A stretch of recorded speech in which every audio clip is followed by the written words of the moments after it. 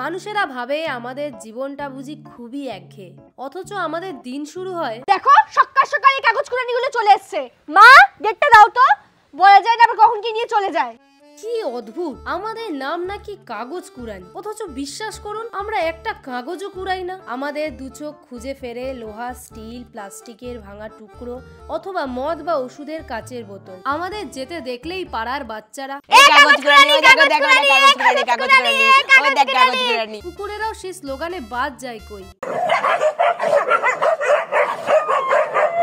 বেপরোয়া নজরে আমরা ঘুরে বেড়াই মাঠঘাট ফাঁকা পেয়ে লোভের বশবর্তী হয়ে ঢুকে পড়ি কোনো গৃহস্থের বাড়ি। দূর থেকে দেখতে পাই কলপারে একটা আস্ত স্টিলের বালতি। গুটি গুটি পায়ে এগিয়ে যাই, বালতিটা ধরতে যাব, পেছনে জমদূতের মতো এসে দাঁড়ায় বাড়ির মালকিন।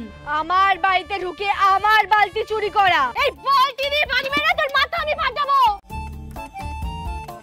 কোনো রকমে পালিয়ে এসে দুটো ঘনশ্বাস ফেলতে যাব,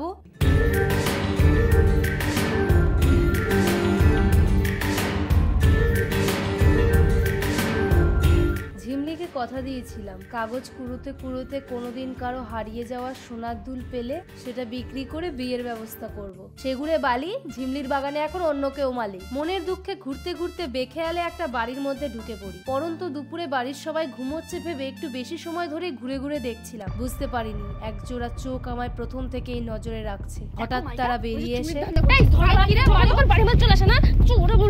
বাড়ির মধ্যে চুরি করে ধরে তোদের শুয়োরের বাচ্চা, দেখ আজকে তোর কি করি আমি। আমার বাড়িতে চুরি করা